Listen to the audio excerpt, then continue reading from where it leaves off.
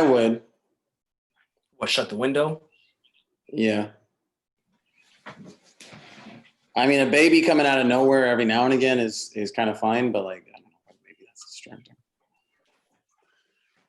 All right, we are live. We live, baby. Where's our main man? Yeah, any You minute. can send him this link for the live.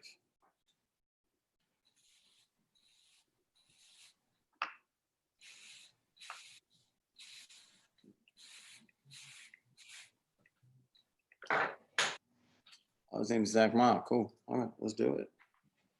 Coming in hot. Yeah. Oh, he's here. Mm-hmm.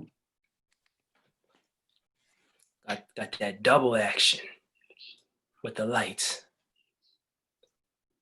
Here we go.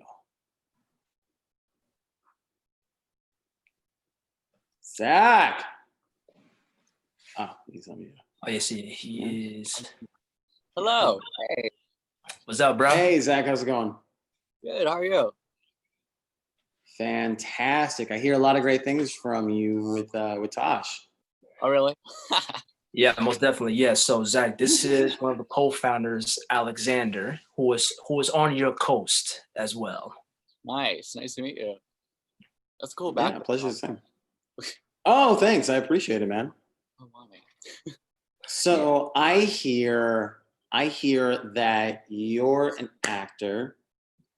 Yes. And we are just kind of coming out of COVID. You guys had your showcase, I'm assuming. What are the next couple of weeks looking like for you as far as getting right back out there? Getting back out there. I wouldn't say right back out there.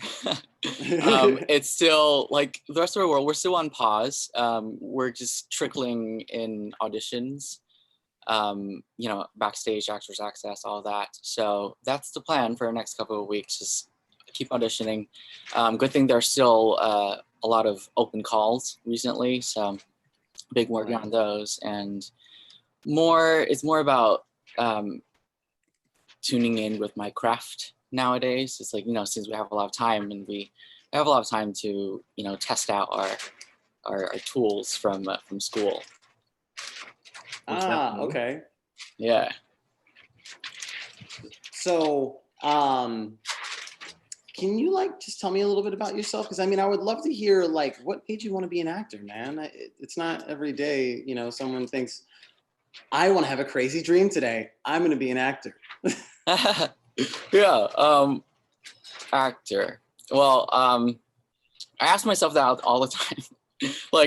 I'm the first artist of my family, so none of my family ever went into anything art related. We're all very practical, and I always have this I start watching TV a lot when I was little. My parents, my family are working, so I'm just watching TV. I guess that's where I got the bug, but never really consider it until way into college. I didn't have theater in high school either. So way into college, I was a pre-med major. I wanted to spoke to Tasha about this. I wanted to be a healer. Yep. Didn't know what that meant, but I was like, okay, I'll be a doctor. But one of their requirements for pre-med is to take an acting class. Really? And that was the one. I think because they want they want real people with emotions because everybody's really scientific,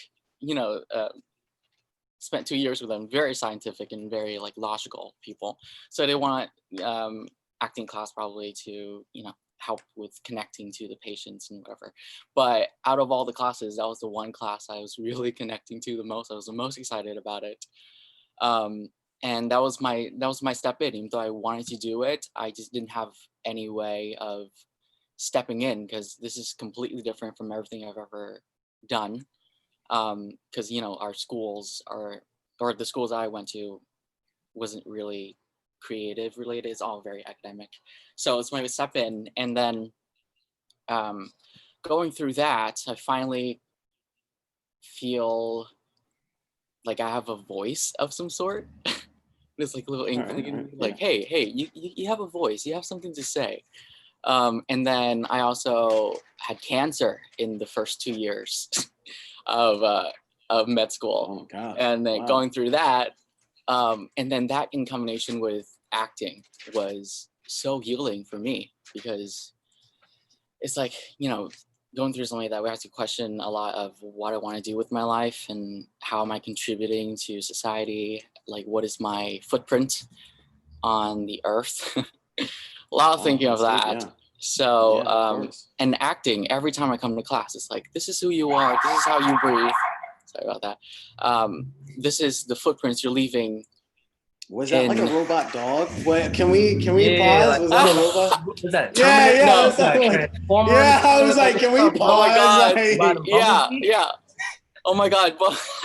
I don't know what that was. That was a cool car. Oh, that sounds like I'm Bumblebee. sitting. That was a car. was a Well, no, it's a car. That was a car. Well, Transformer. I don't know. Let's keep the magic alive. Let's pretend it's a Transformer, Oh, right? man. I love it. I love it. I love it, man.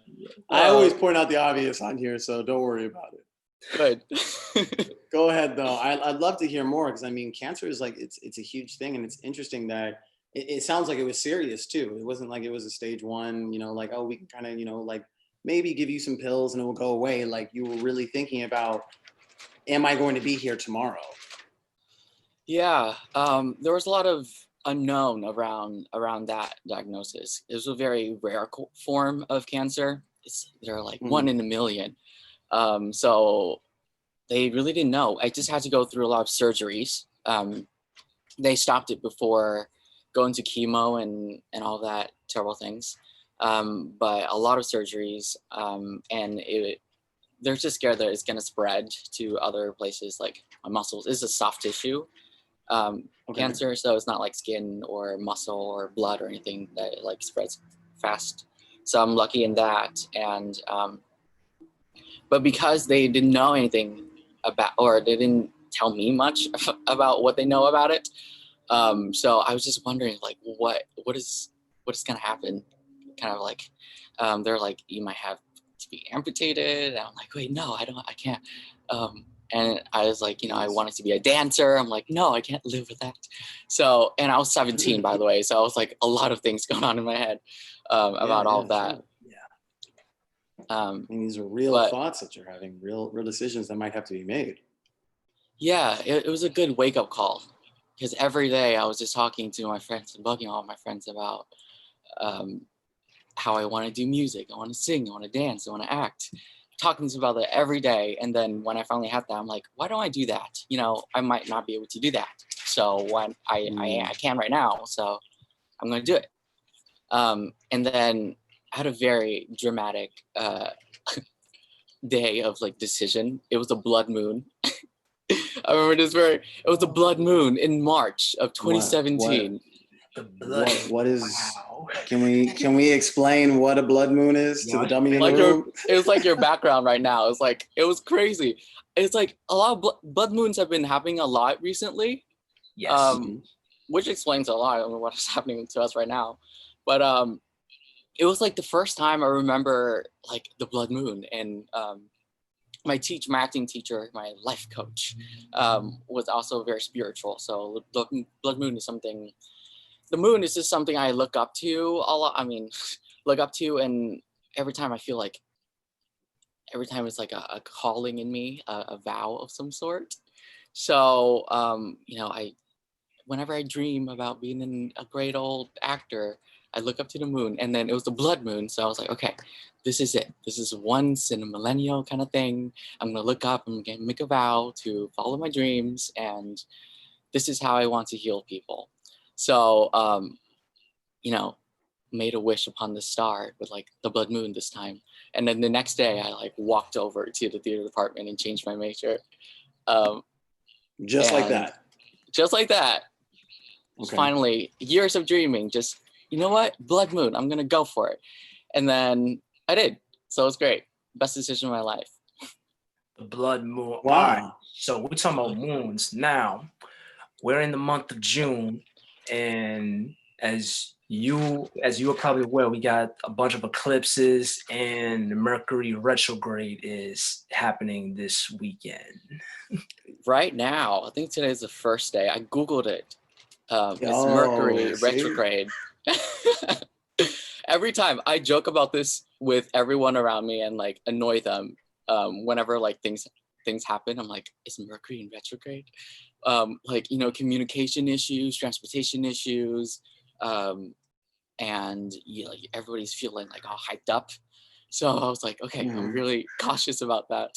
But I've heard that there's, like, term often. I yeah, don't know too much about it, but can you explain? Or the both yeah. of you kind of, yeah.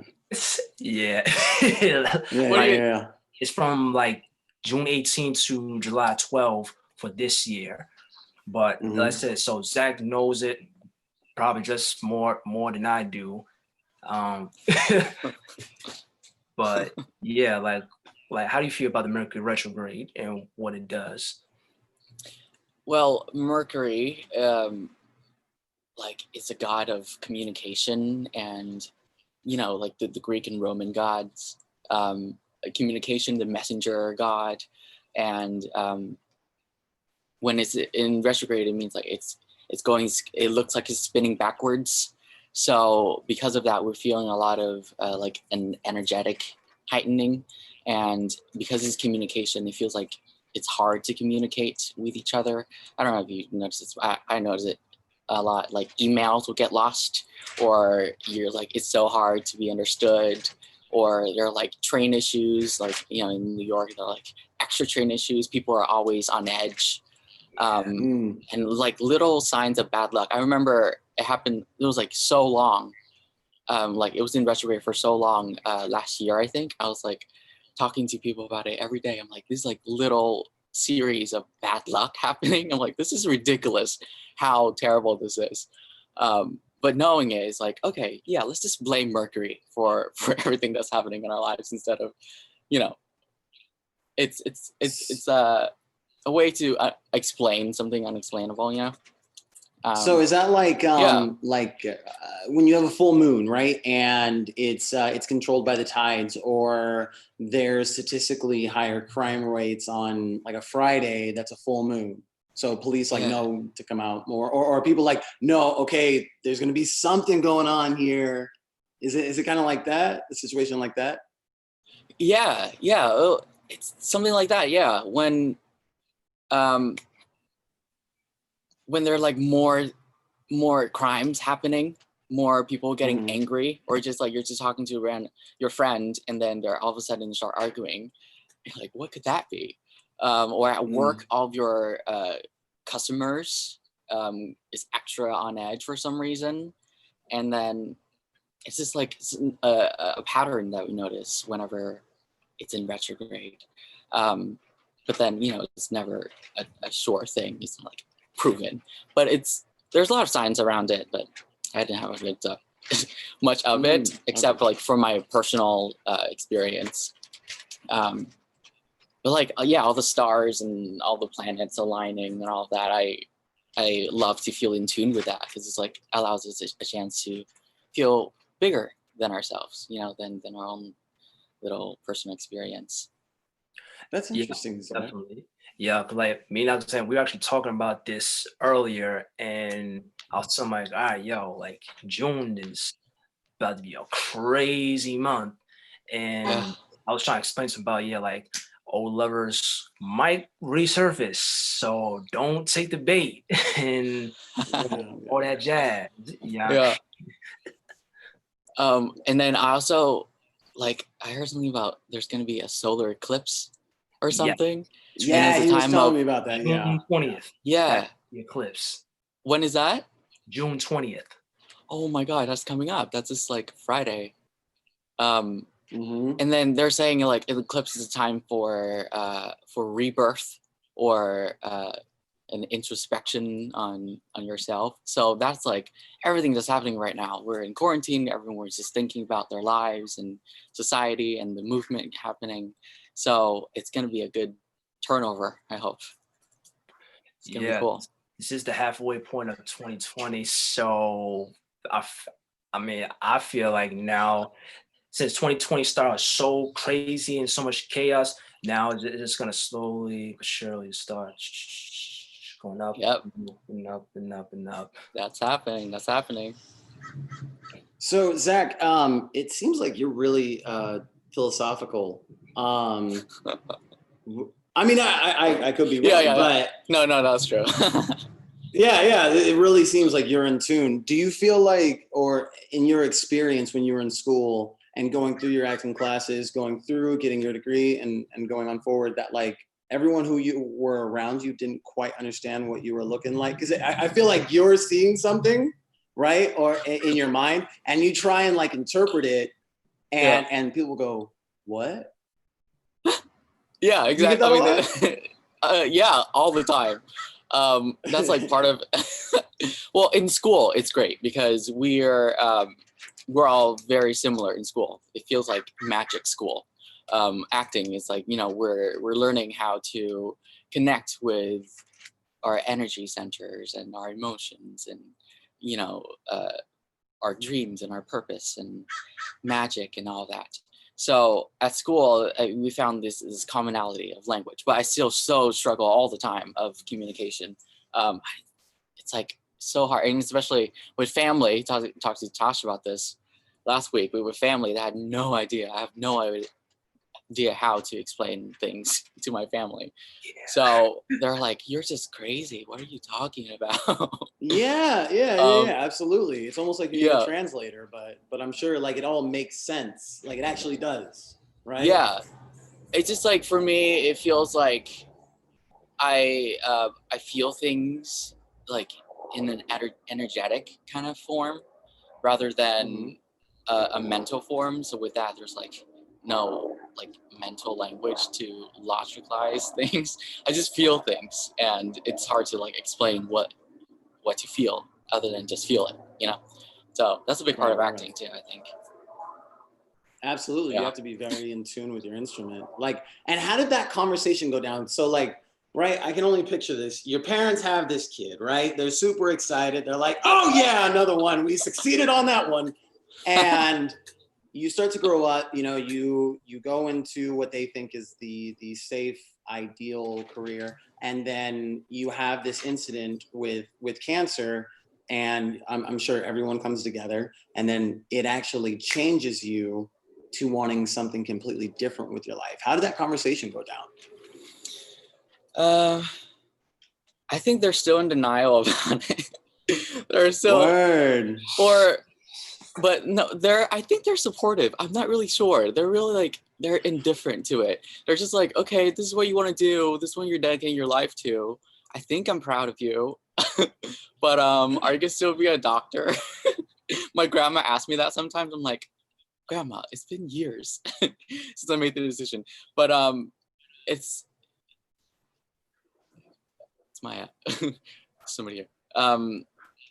So I went through surgeries on my thigh. So I was basically bedridden for this, like during this entire winter break of college.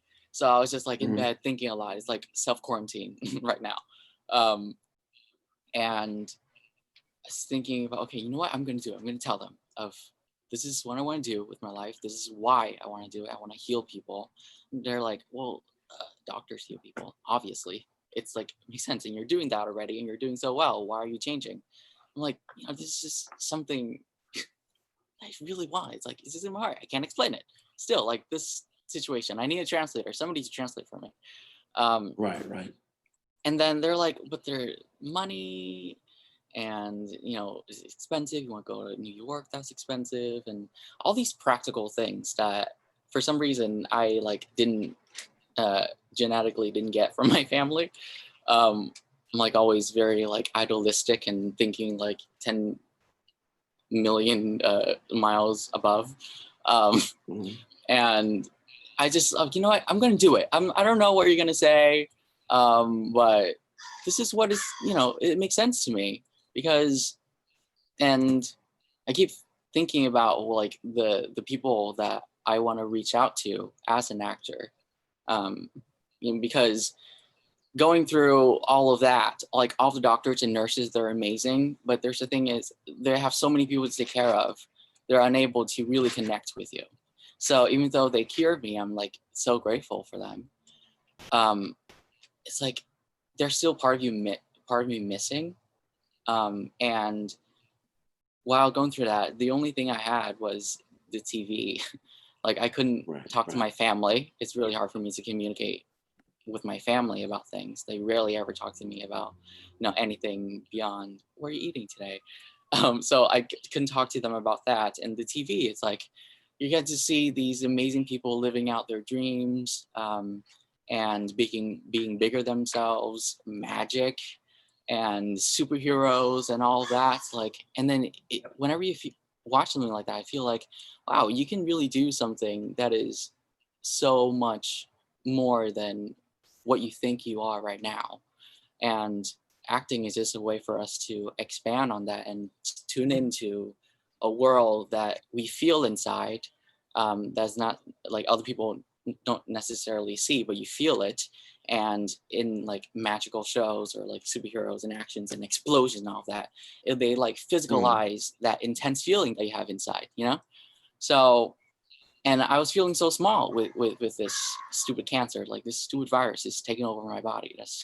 And then I haven't done anything with my body. This stupid virus is just, like the freaking coronavirus is taking over our bodies, and we're losing control of that, and you're feeling insignificant.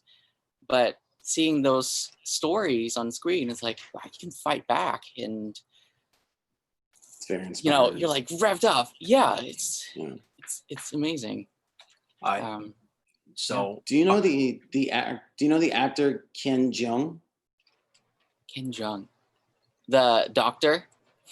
Yeah. I see him a yeah, lot. I feel like he'd be like a perfect example. He was a doctor who turned actor. Like that'd be a perfect example. I'm glad I switched before earlier than him. Yeah, because I mean, like that would suck, man. Yeah, I want to interview him. I don't think we've ever seen any interviews of him. I would love to hear his story. I'll probably be able to relate to that.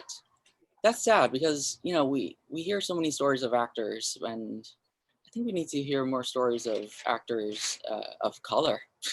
See our inspiration, Yeah, definitely. Yeah, and those doors are definitely opening up.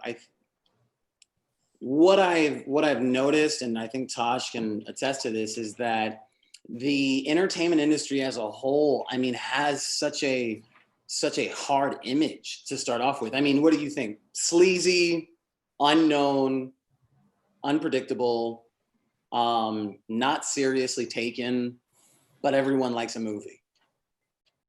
Yeah. Yes. Right? Mm-hmm. And it's, I mean, go ahead. There's such a big control over it. Mm-hmm. I think the movie industry can be more powerful than the government.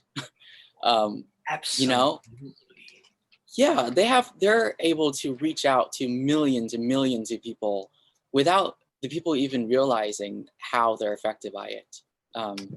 And because so much money is involved in the industry, people are just making, decisions that are boosting that. And anything that goes beyond that is, we're seeing it thankfully in like the Oscars. Whenever movies are like stepping beyond the blockbusters, they do really well and people are really affected by it. So it's been a really amazing pattern that we're heading into of more inclusivity, and sharing stories are not like successful right away. Like a superhero movie is like obviously going to be really successful. An action movie, people love that. But telling stories that are not really familiar to people and taking that risk is something that they're able to do and they should do. And more is happening, so that gives me a lot of hope. Yeah, definitely.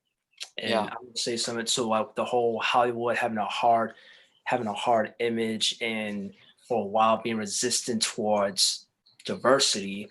The moments they started letting more like diverse films like be made, This movie, prime example, what has this done? Yes. Broke so many records, changed the whole culture of superhero movies. Like people came out of the woodworks to see this movie, dress up in dashikis, just like how people when Star Wars comes out dress up as stormtroopers. But what's Exactly. cool about that is that led to Crazy Rich Asians. Yes. Yeah. So then that led to actors like Ken.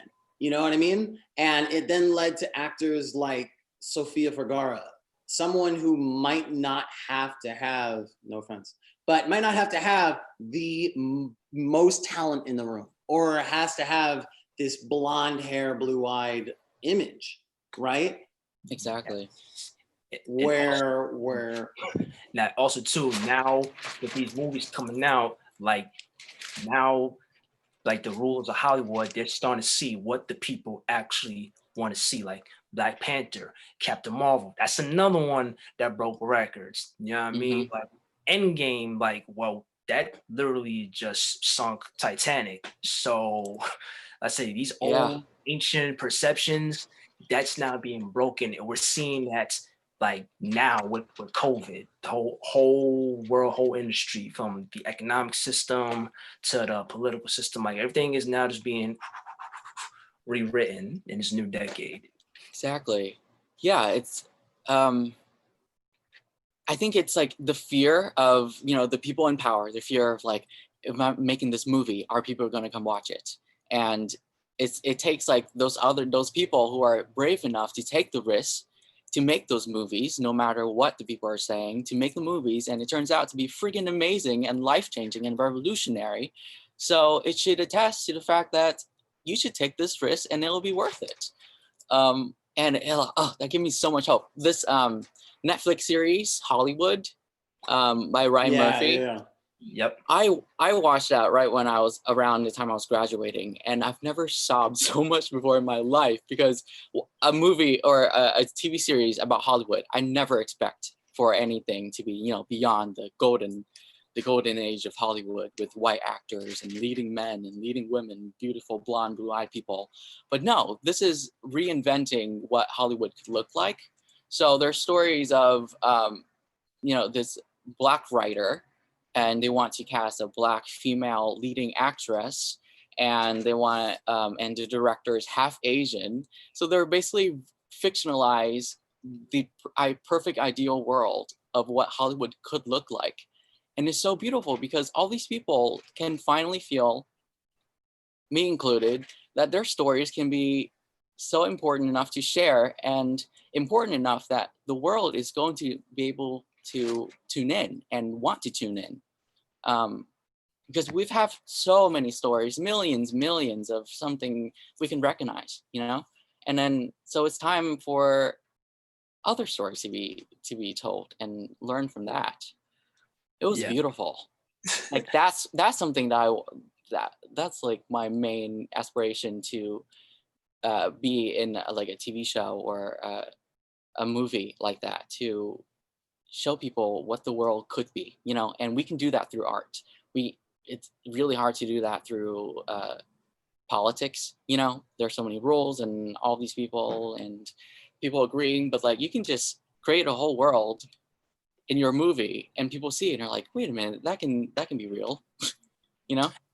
Yeah. And now I just want to go back to how you used to turn to TV as a kid, because I definitely relate to this. First years of my life, I was the only child, so I turned to TV. So do you feel that movies speak to us like our own personal therapist? Yes. Oh my God. I was so also excited. yes. That's just, this is my dream, to be like a therapist for people, for a kid like me, just watching TV and like not feeling they can relate to anybody. I was basically the only child. My brother came in when I was 17, so right when I found out around so like that year was a big year for me. And watching that again, it's like it healed my soul. You know, TV, watching that healed my soul and my mental health of because all this physical thing, it happened. And then for some reason, it still feel like something is missing. You know, there's a hole inside you. And when you're watching a TV show or a movie, you identify with somebody and they're going through a journey, and you feel this like, this rush inside you, you know, a feeling when you like, after you watch the Avengers or something, and you go off and feel like you can conquer the world. Yeah. That is freaking amazing. That's like, therapists can't do that sometimes, you know? And it just happened so quickly. Like I watched the Avengers, the New York ones, and then I got out and I ran home. I ran like 3 miles home back to Brooklyn because I was feeling so revved up, and it like basically erased your vibrations and to get you out of the dump that you're in. And it's like not many other like mediums can do that, you know? Yeah. Definitely. Like say Avengers being one. I don't know if you saw Into the Spider-Verse. That's another one right there, telling everybody story who You felt get goosebumps, whatever you say. I know. I get so freaking excited. Love all those. Keep talking. Yeah. Nah, but it's true though. Like those sub movies to be like, yo, I've been going through that. I'm not crazy. Like, yeah. You know what I'm saying? Like, yeah. And Spider-Verse, they need to make more. It's so it like connects everything, you know? It's like beyond the story of a white Spider-Man. You know, we have so many of that. They tried to make Spider-Man so many times, and they're all great. I love them. Like, it's one of my favorite superheroes of all time. But Spider-Verse, they opened up the world for people of color. They're bringing in all these different Spider-Mans, and it was amazing to see. Like, and it again, that did really well, won the Oscars. So our world, Hollywood, needs to expand more, you know? Nerd alert. I love talking about yeah, nah. Go at it, man. Go at it. Yeah, it's about you. Like I could say right now, like, yo, shout out to Kevin Feige, like the decision maker for Marvel. Like, he's pushing diversity. He's the one that wanted all these diverse characters to come through. So we need more people like him. So it's yo, Kevin, if you're watching this, we appreciate you, dog. We appreciate you. There are a really good handful of people who are really like pushing that, and they're the heroes of are the beginning of. They're like the Samuel L. Jackson of a world right now, putting together the Avengers and you know, bring in diverse people and diverse superheroes, because you know, everyone can be a superhero rather than, you know, a specific type of person. And then, because there's one thing of like seeing a superhero on screen and being able to identify with their story, but then also another thing to like identify with the story and not have people be like, well, but you're not like that person because you look totally different. Why do you think you identify with them? And then so, you know, we want to be able to say, I do identify with that person and they look like me and I can be that person too, you know? And that connection is really important for actors, the connection between actors and audience of why we want to tell people stories. Yeah, now I'm just rambling, but ideal story for you? What would be the ideal story for you to tell? I would love to hear, like, as you as an actor, like, what would be the perfect role? The perfect role. I would love, well, we're on the superhero thing. I would love to be an Asian superhero with magic. Now. That's happening right now. I know. Oh my God. I'm excited about that too. I need to get an audition for that. But that there's just still this disconnect with from personally what I see in my family, you know, Asians in the industry. My family still can't really see it. I try to show them Crazy Rich Asians, but that's all because, you know, Asians are not, it's not one type of Asian. We are so different. So even in Crazy Rich Asians, I'm like, whoa, look at this, Asians on screen and it's doing so well. Look at this. I show my family that and they're like, We're not like them. We're not Singaporean. We're not rich. So to be able to like, but superheroes, stories of superheroes, it's like this, the book, Joseph Campbell, you know, the thousand face, this power of myth or something, basically the story of heroes. It's been, you know, that story has been told for like thousands of years and it's still been told right now, right? And because of that, it's all very universal and we're tapping into this great collective unconscious. So in telling a story that's beyond like, you know, on the surface of what our world looks like right now, to be like superhero and magic and all of that, people, it opens up this well of things so people can identify it, identify with that more without the like the societal like shapings of it. Does this make sense? You know, like to telling a story that's beyond the world is so easy. It's so much easier to relate to it without seeing like, oh, that person is Asian, so I can't relate to him. But no, it's like that person is a superhero and he's doing this magic. It's like this suspension of disbelief, this suspension of ego of like, oh, that's not me. But because this world is being created around it, is so much more believable, and you're able to let go of how you identify yourself and just connect to the story itself, because all stories are very universal, you know. So I would love that to represent a superhero in another world, so the world can relate to it, not just little Asian boys and girls like that I was. What is your background, if you don't mind to ask? I Vietnamese Chinese. Okay. I was born in Vietnam.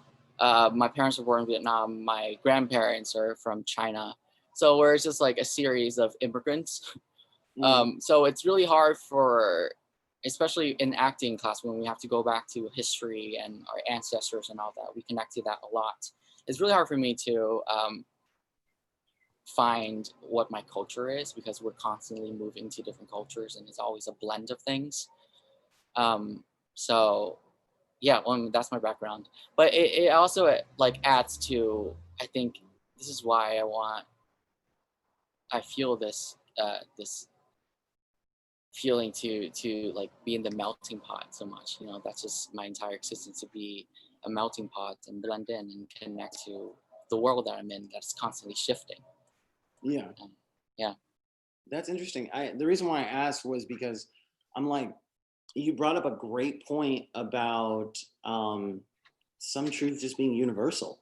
And it's like your story can be relatable to Tasha's story, can be relatable to the next guy's story. And I think as people, like one of the fastest triggers, I was reading this in Trevor Noah's book, Born a Crime. He had talked about how, like, do you speak Chinese or Vietnamese? I speak Vietnamese, a little bit of Vietnamese with family. Okay. So if I was like struggling right now with like some French, you know, and I was like almost kind of getting the tones of Vietnamese, but you could tell like I was struggling, we would have a lot more of like just common connection and like you being relatable to me versus like someone who just was speaking Spanish. You know, I think it's pretty interesting. Like, do you think that there could ever be a time where we could see both languages on the screen and still the story is connecting to the audiences in a way that they're going, oh yeah, I can relate with either of those people? Yeah, I think language is a very this is getting philosophical, but I think language is you know, it's a system, like a societally established system, you know, and stories, the ones that make you feel something, communicates beyond language. It's beyond what we're saying to each other, beyond like how we're trying to explain to each other. It's just more about the energetic journey of it. So like you're watching, you know, we have a lot of films that are not in English recently that did really well. Parasite. Parasite. Oh my God, that too. Yes. I didn't understand Korean, but like what but I read the subtitles and understood that. I showed it to my parents because it was freaking amazing. They don't speak Korean. They don't speak. Can you hear me with a lawnmower in the back? But I mean, yeah, weird a little bit. Okay. Hopefully it's stick through. But they don't speak Korean. They don't read English, but they can still see the story, and we relate to that story. So it's about the story, not about the language, I think. And as soon as we're able to let that go, and we see that with Parasite, people are able to let that language barrier go and just tune in to what is being told, and that works really well too. That's freaking awesome, man. I like that. I wish we could just have that across the screen. That was a cool little blurb. What did I say? No, just the story going further than any language barrier. Because I mean, it's like hearing that a film gets released like worldwide in like 10 different languages in like 30 different countries. You're like amazed by that, but then you don't really think like, oh, well, we could still understand the story. Like we're all still connecting by this amazing story. Like you were getting goosebumps earlier, right? By what Tosh was saying. Like, and it was because you connected on the same ideals. Exactly. It had nothing to do with side circumstances. Yeah, I'm pretty sure we have very different backgrounds.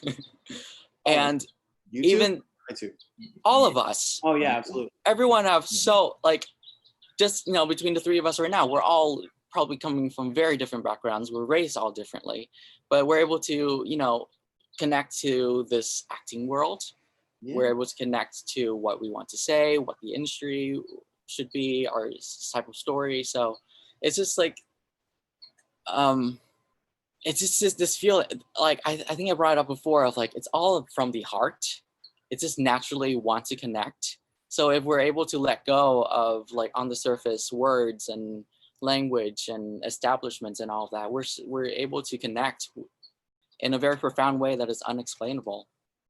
I think that's magic. I like that. Wow. Yeah.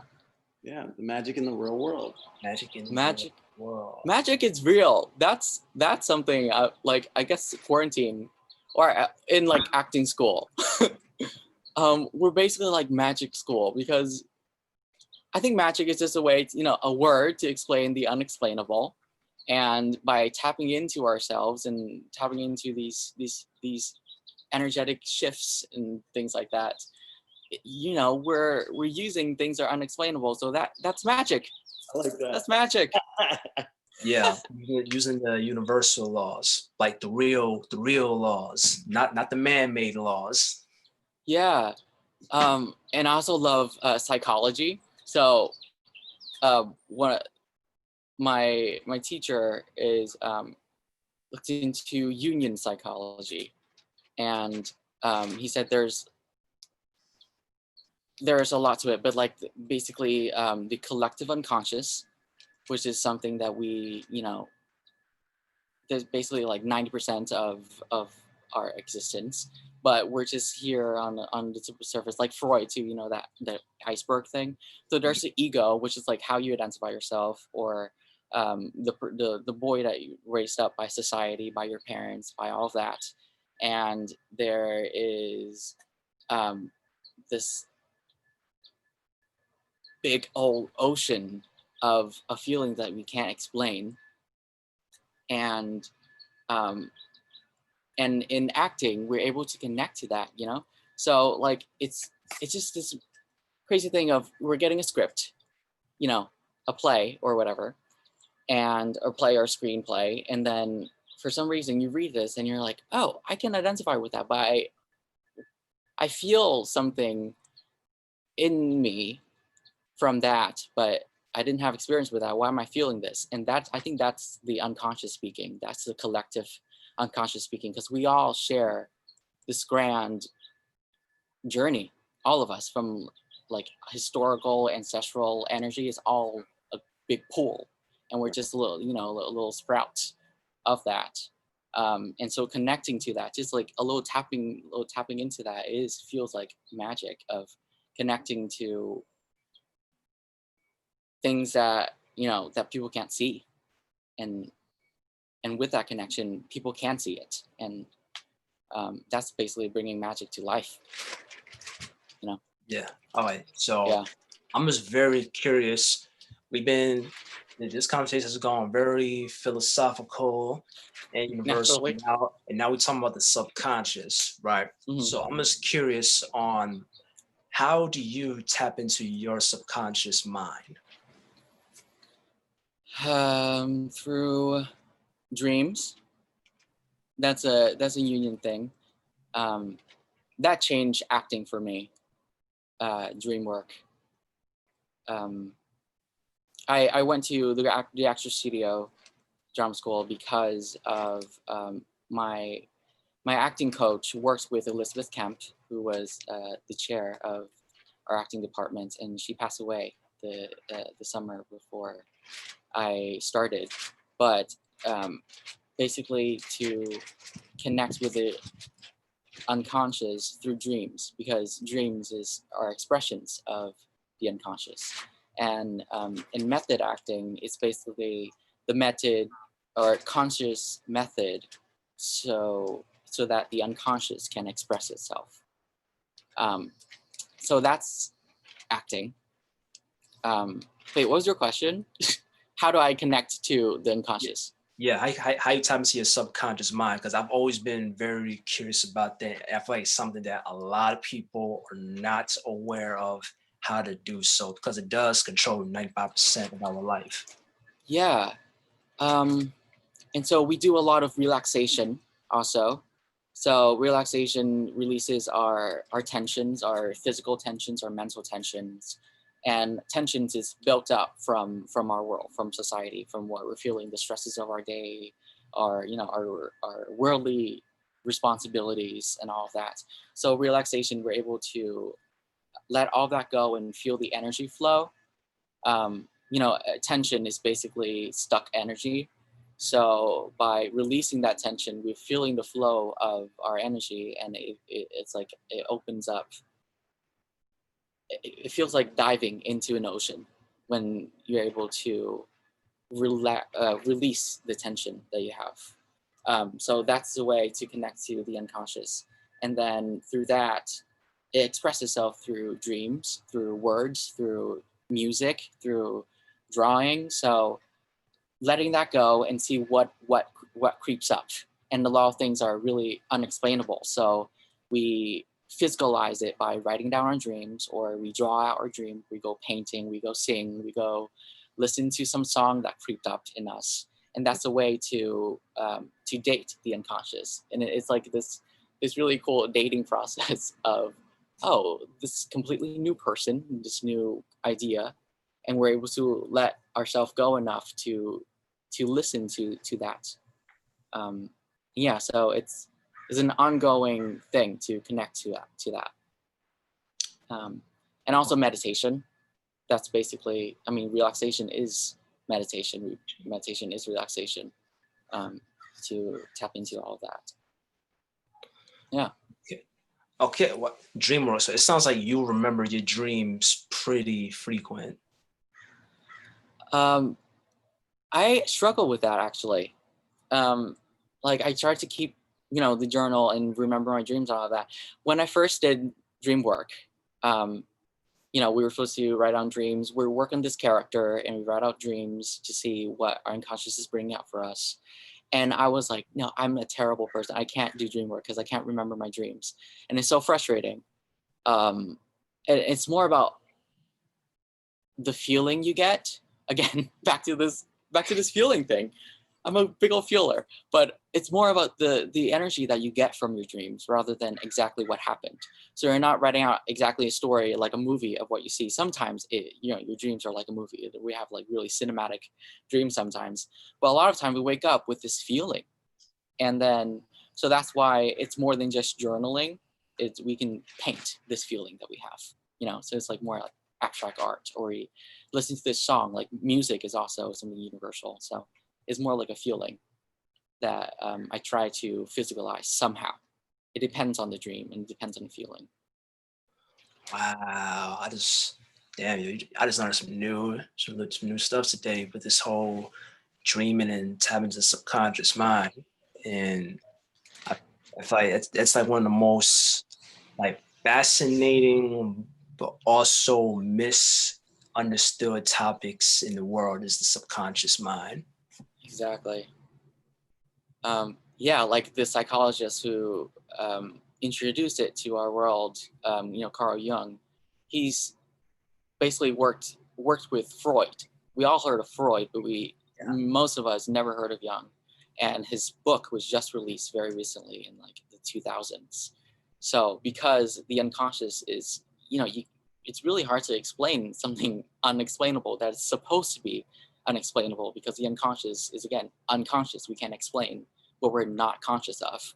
So that is so widely misunderstood. And it's just this journey of feeling what it is for ourselves, because even though it's collective, everyone have a different way through it, because we're all, we have different lives and different triggers to release, to be able to connect to that. So it was more like finding what worked for you, worked for you to tap into your unconscious. Okay, yeah, that's what's up. But yeah, Zach, this has been a wonderful time talking to you, homie. Like this, like I know we've only talked like twice, no, like a few times, but I feel like I've known you for a while now. Thanks. Me too, man. This is so great. I love just talking to fellow artists to see why we're making art and what we're making art for. And wait, I love this connection again. Yeah. That's what it's all about, connection. So 100%, man. I mean, it's like, and it's cool to see your philosophical points on everything. It's not totally outworld that it's not understandable. Like, I think you make people think, and it hurts them sometimes because being is easier. Yeah, So, it's so much easier to just read a book on things or like, this is what it is. People want to do that, but it takes a lot of work to see things that are not meant to be seen. yeah. So, yeah. Absolutely. So, Zach, we usually close this out. I always like hearing how people's minds work. Like you were talking about earlier about psychology. I'm fascinated by it.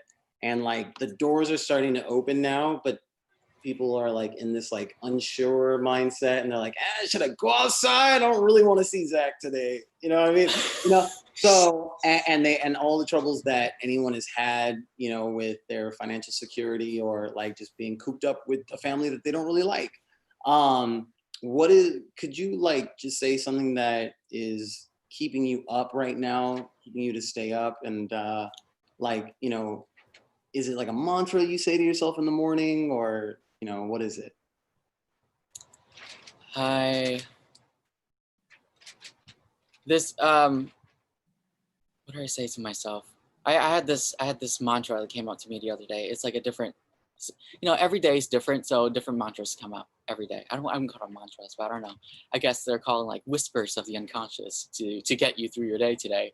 So be in tune with that. Listen to that magic inside you. I want to say magic is real.